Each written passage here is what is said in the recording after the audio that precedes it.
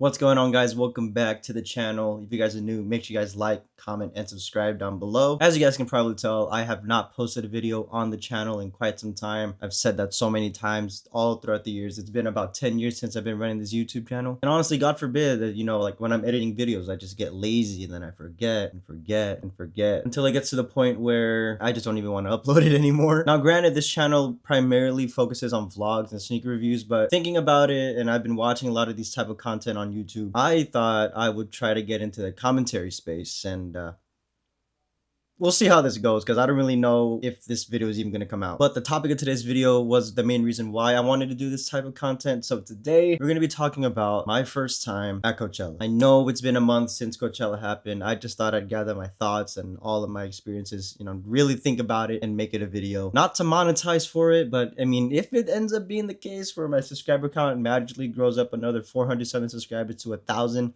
and this video somehow blows up, thank you guys so much. So of course I've had prior thoughts and as far as like a vision of what I thought Coachella was going into it. But when I tell you that the differences between what I initially thought and what I actually saw and experienced was crazy. First off, the obvious reason why I decided to go to Coachella this year, not just me, of course my girlfriend as well, was mainly because of the same reason everyone else decided to go and everyone else decided to buy tickets last minute, was because, of course, of Justin Bieber. and I'm not afraid to admit it. I be playing Swag, all throughout like my car trips and whatnot. Like that album is actually pretty good. And I'll go into a little more detail about the crowds at the Justin Bieber set later on in the video. But I just kind of want to set the scene here first. So first and foremost, I didn't purchase any sort of car camping or any sort of hotel nearby. The closest one, as far as like the cheapest, like budget friendly one I could find, was a goddamn almost hour and a half away from the venue. It's called the Saboba Resort and Casino. I mean, no knocks to Saboba, but the drive back at 3, 4 in the morning in the back roads of San Jacinto,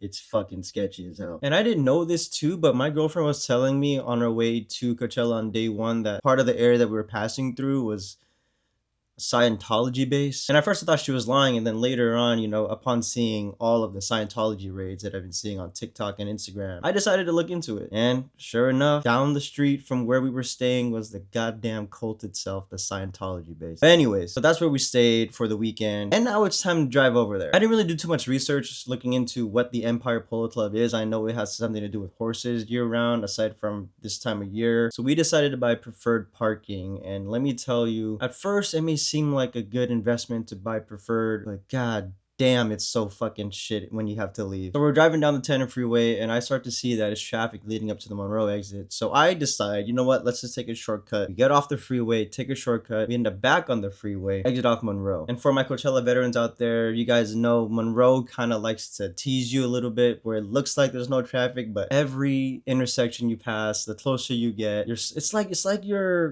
driving on the 405. And so we're sitting in traffic on the main street of Monroe for probably about 30 minutes until we have to head down to our parking lot. We get into the parking lot, and then I'm like, okay, cool. I can see the stages from here. I can see the Ferris wheel, until I realize you gotta fucking walk another 15 minutes just to enter. So we get to that, cool, it's all dusty, everyone's walking the same way. We scan our wristbands, scan it twice, and then we're in the festival. So this is where my prior knowledge of the festival comes into play, because I initially thought that, okay, once you're in, it's just all these open stages with some tents and whatnot. You can just walk up, and see whoever's performing. And mind you, this is day one. So the first thing we did, because we got there really late, we got there at around damn near 6 o'clock. So the first thing we did was we went to the Yuma tent. And to my understanding, the Yuma tent primarily is made for DJs. I don't know if it's a specific type of genre for EDM, but we wanted to go see Kedema first, because that's who my girlfriend really wanted to see. So we're walking through like the sea of people, and I'm telling you, this shit is just as busy as it is at Disney. Like you're walking through New Orleans Square, like right above that bridge that like passes over the Pirates entrance. It's cooked. So we cut the corner. I can see the main stage, big as shit. We cut the corner, hit the left. We're passing through all the booths.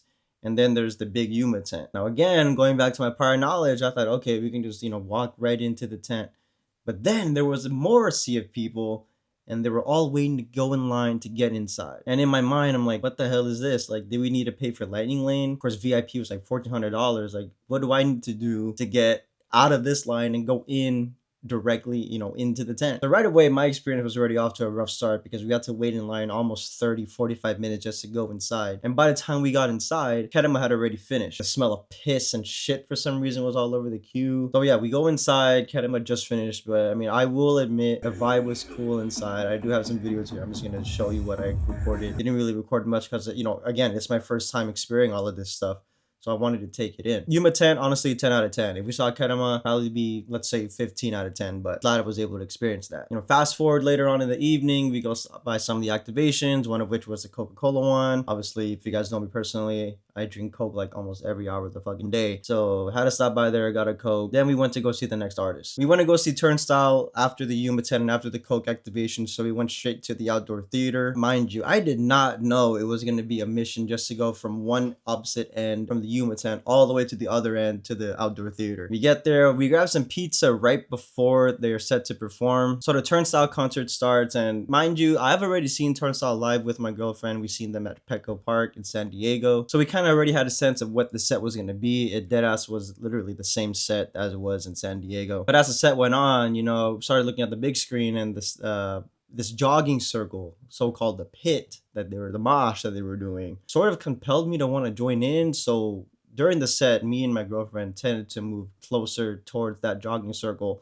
And then at some point, I made it in. And again, like this type of music, this genre of music isn't really my vibe, but, for the sake of my girlfriend, she loves Turnstile to death, and I enjoyed it too. I decided, you know what, fuck it. Let's just see what goes down here in the fucking jogging circle. So I'm all hyped up. I'm just running around, just pushing people and shit. And next thing you know, comes to a dead stop. And I see this like white flash on my right side. And it's the main camera that like displays the shit on the screen. And I'm over here just fucking just like on the screen. It was fucking cool. So after Turnstile, we head straight to the main stage because Sabrina was set to perform. And at that point, let me show you, first of all, let me show you what the outfit I was wearing. Do you see that? I'm wearing freaking dog loafers to a festival that I've never been to, as far as like expectations of how much walking I'm gonna do, especially with all the running around in that quote unquote mosh pit. My feet were starting to hurt. So we start walking to the main stage, and I'm low-key starting to limp a little bit with my lemonade in hand. We're walking. We end up along the right side of the stage, sort of close to potentially Sabrina might be walking through there. And let me tell you, as much as I kind of bag on Sabrina Carpenter, like seeing her live was actually pretty fun. The set was cool. We got to see Will Ferrell for some reason. I did get enough videos sent to my friends too. Shout out to you, Daniel, Day, and Jess. But as much as I didn't want to record a lot, I ended up doing so, for the sake of them,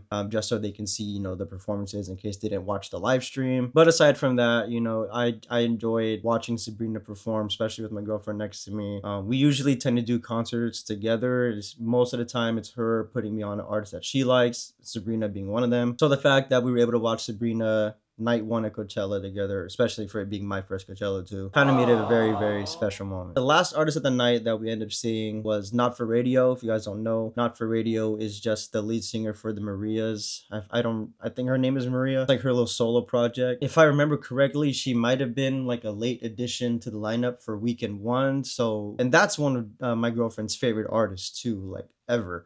So we had to like rush over there. And then again, the Sonora tent, I didn't know it was that small. Again, I've never been. So the fact that there was a line that wrapped around like 3 times, I feel like I'm in line for freaking Rise of the Resistance, bro. Like, what the hell is this? So we're sitting on the grass and people like walking over us for 45 minutes, it felt like. Got in, the line was moving, we were shoving people left and right. And I didn't really know that this was really the vibe at Coachella, you know what I'm saying? Like, or I really thought you could just, walk right into any of these like enclosed stages and wait to see the next artist who's going to perform. But eventually we made it in through the chaos that was the Sonora line for Not For Radio. We got a few drinks inside, and yeah, it was a cool performance. I will admit though, I was starting to feel it a little bit as far as like the tiredness. I couldn't really stand on my left leg anymore, just again because of like the fact that I was wearing dogs for. On the way out, me and my girl realized like, oh shit, Enima's gonna, and that was one that I wanted to see just because I've seen clips online of his show at the Sphere. And also on the drive to the festival, we also saw like 3 back-to-back billboards of his new show that he's debuting at Coachella. And I kid you not, as soon as we walked out of the Sonora tent, I get a notification on my phone. Due to high winds, Enima's performance is canceled. Now I'm gonna set the stage for you here as far as leaving the festival situation. So we got to our car at around, I want to say close to 1 a.m. I'm thinking to myself, okay, we're in preferred, we're in a separate lot from GA, should be a breeze getting out. Holy fuck was I wrong. So cool, we're in the car, we're driving off, and then we're waiting. in the line to just get out of the lot. Cool. The next thing you know, I see like 3 or 4 cars. It's like, trying to merge in with us. And then like, okay, zipper merge, whatever. Cool. Get in, one in front and I'm behind. But nah, these fucking people, we're all feeling the same thing. We're all tired. We just want to get out and go home. And on top of that, it was an hour back to the hotel. I still had to charge my car. So we stopped at Cabazon real quick to charge for like 15 minutes. Drove back through the back alleys, through the Scientology capital of the world, it seemed like, back to the hotel. And that was night one. Overall, amazing experience, like I'm just getting a lay of the land as far as like how the festival works. Got to see a few artists here and there. My girl had a good time. I had a good time, aside from my foot literally being on fire. But overall, not too bad. So the next day, day two, and just overall, from what I've been seeing online, there's so much drama with regards to people getting scammed of their tickets, to resellers reporting their tickets that they've already sold and stolen. So a ton of people couldn't get into the festival on arguably the best day of the lineup. So of course, with day two brings the Justin Bieber day, the Biebercella day. We wanted to get there as early as we can get, so we can, possibly stop by the merch that he has on sale at the Skylark booth. So same routine, we're leaving from the hotel, heading towards the festival grounds, and I decide, you know what, let me just see if Apple Maps can route us to a quicker way to get to the parking. So rather than exiting off Monroe, we decided to exit off Jefferson. Holy fuck, that was just a really, really bad mistake. Everything was going good until we got to maybe the Avenue 48 intersection and Jefferson, and then that's where the shit started to hit the fan. All the shortcuts that we were seeing on the phone, we weren't able to take, just simply because, the city was guiding people where to go, and we were stuck in there for probably almost an hour. A ton of Suburbans and like Uber Blacks just cutting in front, looking to my right, people taking a shit in the bushes. And by the time we got into the festival, we ended up getting in at around the same time we did on day one, which is again about 6 o'clock, maybe a little earlier, like 5:30, but still it was late. So we get inside, and at that point, we were already sort of upset that we waited that long in traffic, considering the fact that Apple Maps told us that it was a quick way to get in. So we took pictures in front of like the Rainbow Tower, in front of the Ferris wheel, took a seat near that area, and we saw Giveon was performing. That was one of the artists I really wanted to see, so unfortunately I didn't get to see the full set, but from what I saw, Kehlani came out and she did Folded, and after that we went back to the Sonora and watched an artist called 54 Ultra. Again, another artist that my girlfriend likes to listen to. I think I've only ever heard one song. I forget the name of it. I'll just put it up here on the screen somewhere. Watch the whole performance. His music is low-key a vibe. I definitely was dancing to his music also while sipping on my drink. Then after that, we finally got the chance to go to the Skylark store, which was like around the corner, if I remember correctly. So my primary objective was to get one shirt specifically from the Skylark booth. It's just this plain white shirt around the back. It says Justin Bieber Live, and it has both of the dates that he was performing at the festival. And so walking up, like the installation was pretty cool. Like the booth itself was nice. Walked up to a guy who was wearing literally a shirt that I was looking for. It looked like he worked there. I asked him, hey, do you have that shirt that you're wearing? And he showed us like the little chart of what was available, and everything good was gone. What did I end up doing? So I didn't want to leave empty-handed stopping by the Skylark booth. So I just decided to get the phone case with the blunt holder. I don't smoke, so that's just there for ergonomics, I guess you could say. And I ended up just getting, like the big clear Skylark tote bag that everyone had. It was easier for us just to carry all of our stuff. And coincidentally, as me and my girl were leaving the Skylark booth, we ran into one of my good friends, my Ading, sort of like, like a little sister of mine, Sammy. Took some pics with Sammy, met her older brother, and I think his girl too. And we had a lot of time to kill after the 54 Ultra set between then and Justin Bieber, so we decided to just walk around. Now, I don't know what we did immediately after running into Sammy, but I know for sure we walked towards the Quasar stage to see David Guetta, and my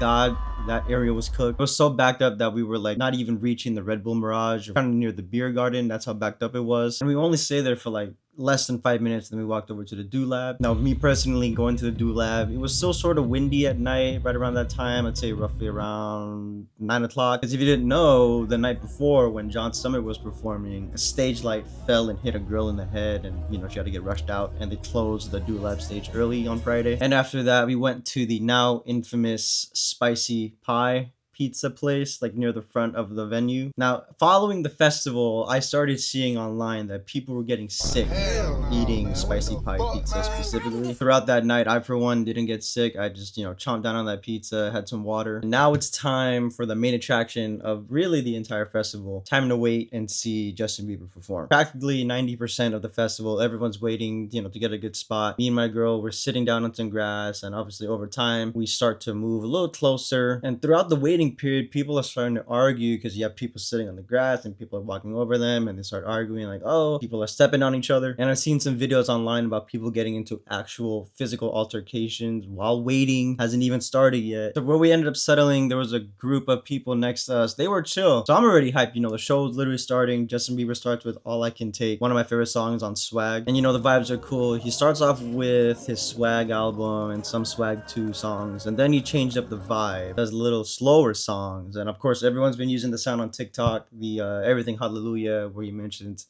Haley. And I hate to admit it, but I was one of those people who had their phone out recording quite literally almost every single song that he performed. Now, there was a point in the middle of the set where I'm pretty sure he was rolled like really, really hard. This guy was like sort of moving like through the crowd this way, started low-key harassing people. I first noticed it on the corner of my eye when that guy was harassing some guy's girlfriend, getting all up close to her and stuff like that, kind of making people very uncomfortable. And then when he finally got to sort of near like us and like that group of people I mentioned earlier, he started doing the same thing to my girl, sort of shoved him off, gave him a little elbow. And once that happened, he ended up deciding, okay, you know what, maybe I could just do it with the group next to us. And I tapped the guy on the shoulder. I'm like, yo, let's just merge together so this guy doesn't get in the way. He starts doing his thing, harassing more people, and then we almost got into a physical altercation, but it was more just like a verbal thing. He went away, enjoyed the rest of the show. And then it came time to Justin performing the old hits. He started off with Baby, which is really cool. I don't necessarily know why Weekend 2 didn't get it, but I'm glad Weekend 1 did. Now, I don't know exactly the order or the specific songs of what he did as far as like his older catalog, but infamously, he was just playing it through his computer, kind of like karaoke style on YouTube. But nonetheless, it was still cool for him to perform the old song with, the videos in the back from back then and him performing it now. But my favorite part of the set for sure was when he was doing like the old stuff, like when he was still covering Chris Brown. And I think I have a video of him, looking back at the big screen, watching himself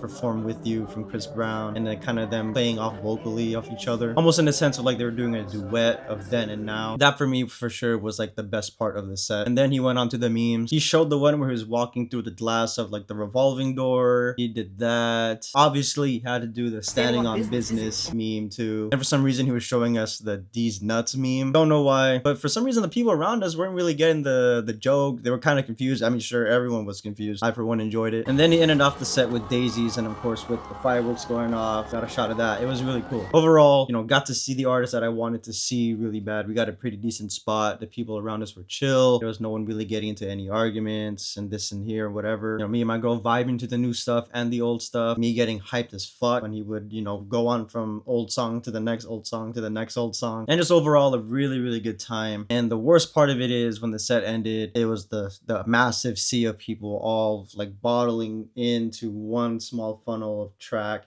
to get out. Now I know day 2 sounds uneventful in the sense we didn't really do much, but overall the fact that we were able to see Justin Bieber, we kind of shared as far as like who my girl wanted to see and who I wanted to see. It worked out perfectly for us. So although at the beginning of day 2 we got in late, although I didn't get to see Givion's full set, did get to see Kehlani, my girl got to see 54 Ultra, we both got to enjoy Justin Bieber together. I'd say overall day 2, solid 9 out of 10. And now comes day 3. Day 3, we actually managed to get into the festival grounds well before sunset, which was a godsend. One of the first things we did on day 3 was finally get to check out the Red Bull Mirage, tried out the new summer edition drink they had. I think it's like some sort of lime drink. I don't really know how to compare the taste to it, but this is a very hot take for my Red Bull enthusiasts out there. How to compare the new summer edition to the winter edition, that vanilla ice berry. I think the summer edition is way better than that, to be so honest with you guys. So we got our little drinks from the Red Bull Mirage, then we went to the Quasar stage, which was mostly empty for the most part, so me and my girl decided to just sit down and enjoy the vibes. The DJ who was playing sampled Fade from Kanye from The Life of Pablo. Really, really good remix in my opinion. Then after that, we went to the Do Lab yet again because Isaiah Rashad was performing. So we leave the Do Lab, and now my primary objective is to find that fucking shirt. So we go to the other merch booths that are like closer to the front. They have the Enima one, the Sabrina one, and the Justin Bieber one. Pull up there, and of course there's nothing there, so we just needed more time to kill. Took some more pictures in the same spot, and honestly my day 3 fit was probably my favorite out of the 3 that I've worn. cozy vibes. It wasn't sunny, nor was it hot. And I'm not really one to get behind like that sort of like Western theme that a lot of people tend to do for Coachella. And I already had a pre-plan that I was gonna go cozy for day 3 just because, you know, it's more of the chill day. Then we go back to the outdoor theater and watch Foster the People. Now, I don't really know too much about Foster the People's discography aside from the 2 songs that I do know for sure, Helena Beat and Pumped Up Kicks. But that performance is actually really good. The crowd for the most part was full of Leve fans, so they weren't necessarily vibing to Foster the People's music. So immediately after Foster the People, we head towards the main stage because Thugger was there, Slime was there, Young Thug, you know what I'm saying? And the view that we got was all right. I mean, we were sitting, or I guess you could say standing, like against the ADA section fence, so I had a good view of the stage, sort of. But my main thing was seeing the big screen because, you know, I'm a short king. I can't really see over the people sitting in an elevated platform.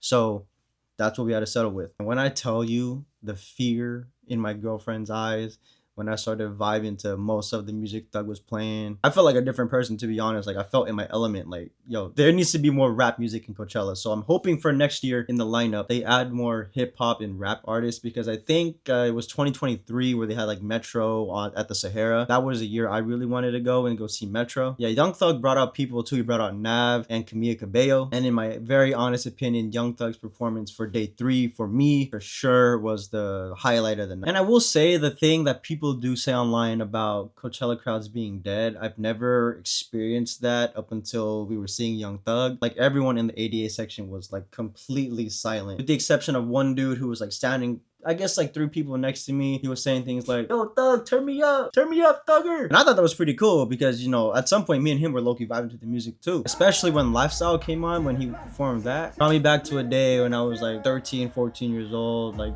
blasting it on my headphones, going to school, listening to Lifestyle. And after that, back to the Sonora again to watch a band. I think they're called the French Police or something like that, if I remember correctly. But the vibes were vibing in there 100%. Again, it's not really music that I listen to, but I was vibing low-key. After that performance, headed back out, and now we're just, you know, aimlessly walking around throughout the festival grounds. And we noticed too that Karol G's set was supposed to start at, I think, 9:55 or something like that, and it was already almost 10:15. And so at that point, me and my girl were like, you know what, I'm tired, you're tired, let's just call it a day. Let's just get home before the traffic gets bad for us. And so that's what we did. So as we were walking back to the car, fireworks go off, and right away my girl whips out her phone, pulls up YouTube, and watches the stream. And we get to the car, and like finally an empty parking lot as far as people leaving. It was an easy in and out. Went to McDonald's real quick before I hopped on the freeway and made our way back home. So overall, day 3 in particular, I'd say it's just, again, perfect, you know, way to end the weekend. It was chill. We got to experience more artists that neither my girl listens too much or I don't listen too much. So in terms of day 3 overall, I'm giving that one a 10 out of 10 just because, you know, it was the wind down day, right? It's the end of the week, end of the festival. But in terms of the overall festival, what's my experience? But in terms of the overall festival itself, what did I think of it? What would I rate it out of 10? For my first time, aside from the fact that there was like the long waits to get into the Yuma, to get into the Sonora, everything else aside, I'd give it a 10 out of 10. Just simply because it was my first time, you know, and I've always lived vicariously through either live streams or through people's stories. So the fact that I was able to experience it for myself in real time and to be a part of arguably one of the biggest Coachella lineups in the past few years, I'm very grateful, and I'm very happy and glad that I was able to experience all of that. So now the question is, will I be going back to Coachella in 2027 without even knowing who the lineup is, or if it's even going to be worth going? I guess so. Oh, and don't worry, I have a video about the entire shit show that is the advanced pre-sale for Coachella 2027. So make sure you guys subscribe so you guys don't miss out on that video. If you guys like the video for me. Comment down below your thoughts about this video, your thoughts on me doing commentary content. If it's good enough, I'll keep doing it. But definitely the next one is going to be all about that. And also drop a comment too if you went this year. Let me know what your experience was like. If you went weekend 1, weekend 2, and if you're going back next year. But with all that being said, it's been your boy Carl Borillo. I'll see you guys in the next one. Peace.